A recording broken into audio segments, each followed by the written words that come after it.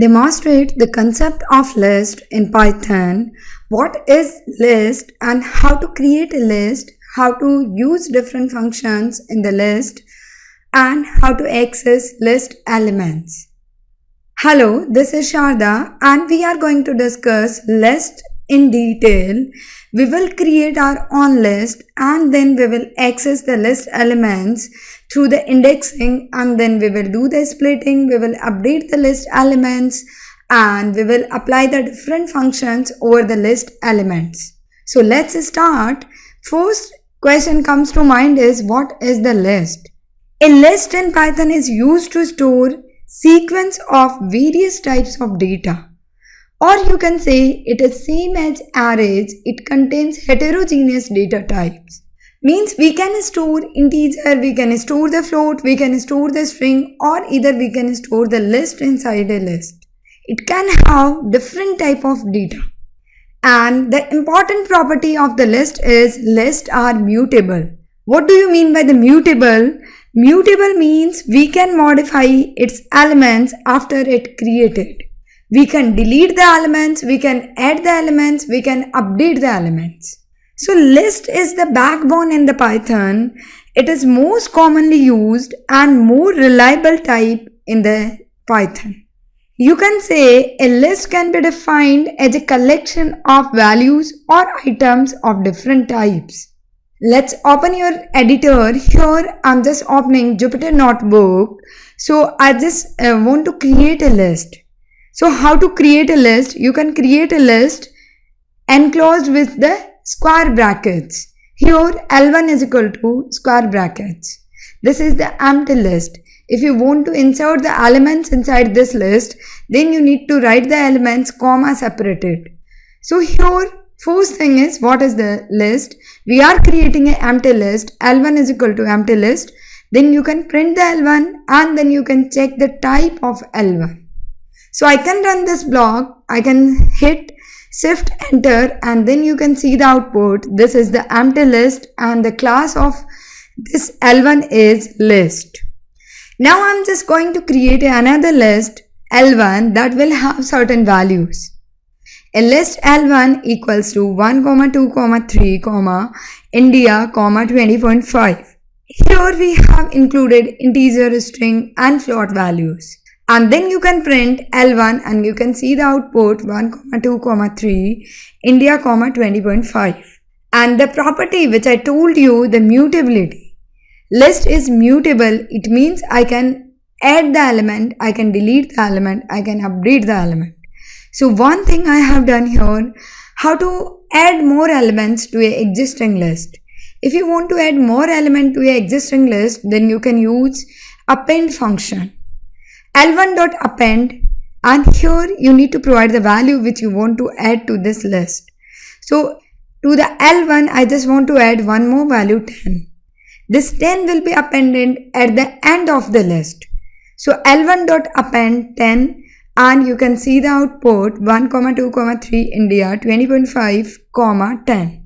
So like this you can create the list. Now if you want to take the user input list, you don't want to create the static list, you just want to create a user input list. Then how to do? For that we need to create a empty list initially. L1 is equal to empty and then we need to write a for loop. Like I just want to enter the 5 elements. I can take the user input as a 5 element, then I can give the limit in the for loop. I just here I'm just fixing, like I just want to enter the 5 elements in this L1 list. So for I in range 4. It means this loop will run 5 times. It will start from 0, 1, 2, 3, 4. Okay. And here I will take the user input. So A is equal to input, enter a list element. And then I will assign this A element to L1. L1 of I equals to A. I just want this thing. For this, I need to use the append function here. L1.append, and inside this append, I need to write the variable A. and we can print L1, and after completion of this loop I can print the complete list again. Okay, now I'll run this block and you can see enter a list element. So here I'm entering 5, then I'm entering 6, 7, 8, 9, and you can see the output. Like initially the one element I have entered the list is 5, then the second element 6, 5, 6, 5, 6, 7, and 5, 6, 7, 8, and the last element 9 I have entered. This is the complete list, and after the loop we have printed once again the list. So like this we can take the user input. And you can see I have given the integer value, but by default these values are in single quotes, means these values are as a string. If you want these values in the form of integer, then you have to convert into the integer. Before the input function you need to pass int function. Now we have created a list. We just want to access the list elements. So for that we need list indexing. What is the indexing? Indexing is a way in which we can access the elements. Like we can access the element through the index. First element having the index 0, then index 1, index 2, index 3 and index 4. And similarly we have negative index also that starts from -1 and it will go till the length of the elements. Like -1, -2, -3, -4 and -5. So I just want to access the first element, then I need to write L1 of 0. And you can see output is 5. And similarly I just want to access the more elements like L1 of 1 and L1 of 2, 3, 4, 5, 6. And if I just want to access the last element of the list, I don't know the length of the list, then I can access the last element using the negative index. L1 of -1, L1 of -2 second last element, L1 of -3 third last element. And then come to the splitting, or you can say the list slicing. I just want to access more than one element at a time. Then I need to use the slice operator. Or you can say we just want to access the sublist of a list. For this we need to follow a syntax, like we need to provide inside the square bracket, we need to provide the start index and then the stop index and then the step index. Start index denotes the starting index position of a list, and the stop index denotes the last index position of the list. And this step index indicates interval of elements.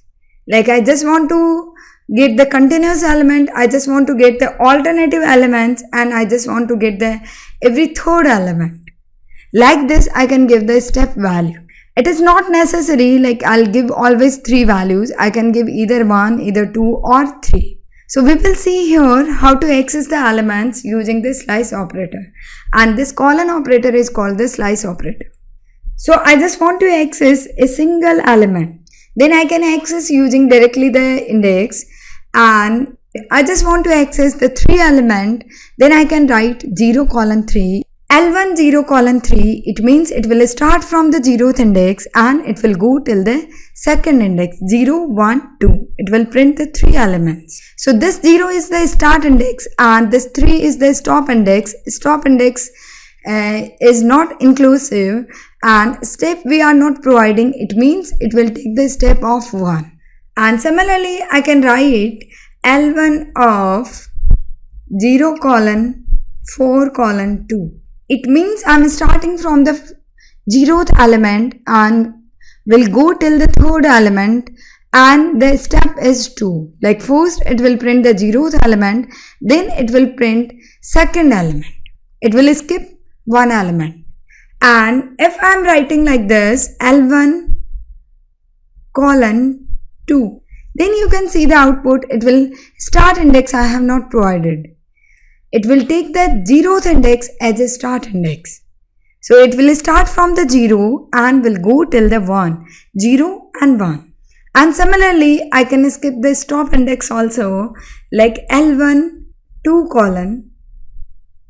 It means it will start from the second element and will go till the last element. So second element is 7 and then it will traverse the complete list. The last element we are not provided, it means it will go till the last element, and if you are not provided the first element, then it will start from the very first element. So this is called the indexing and slicing. And we can also take the negative indexing in the slicing, like L1 colon minus 1. It means it will start from the 0th element and will go till the minus 1.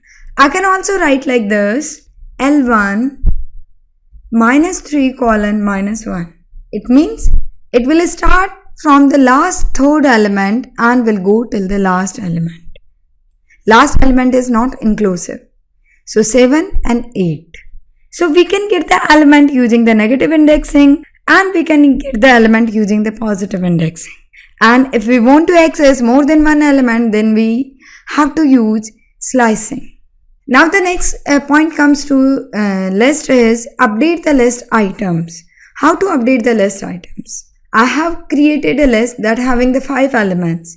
I just want to update the first element, 5 with the hello. So what I will write, like L1 of 0 equals to hello, and then I will print L1.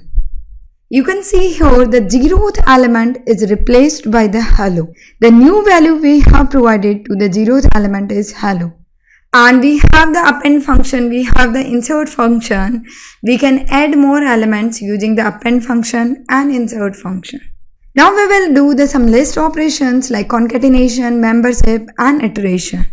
First of all, we will define two lists. L1 is equal to 1, 2, 3, 4, 5. And L2 is equal to ABC. Okay. Now we will concatenate two lists. L1 plus L2. And you can see the output in new list 1, 2, 3, 4, 5 ABC. We can store into the another list or we can directly print the list. Similarly, the next thing is the membership. What is the membership? Membership means it returns true if a particular item exists in a particular list. Otherwise, it will give you the false value. Like I just want to check 3 is present in the list L1 or not. So what I will do? So I will write 3 in L1. It is true.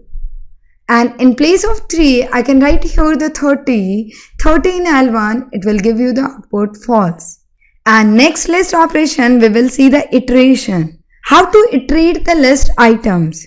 We can use the for loop to iterate over the list elements. So I can write the for loop like this, for I in L1, and then I can print I. So what will happen? First element will go to the I, then in the second time, the second element go to the I, and so on. It will iterate the list till the last element. And we can calculate the length of the list using the length function. Length of the list is 5. Okay. So I think till now you are clear with the list, how to create the list, how to access the list elements, and how to do the simple operation over the list. Now the next work we will do, remove the list items. How to remove the list items?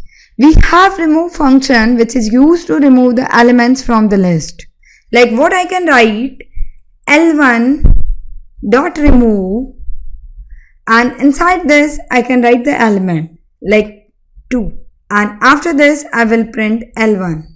Okay, 2 is not present in our list. Okay, 2 is an integer, so I need to change L1 dot remove 2 and then I'll print the L1. So you can see now my L1 having the 4 elements 1, 3, 4, 5. Now come to the next thing. List have lots of built-in function, and these built-in function makes our life easy. We can use the built-in function and we can do the processing very easy using the built-in functions.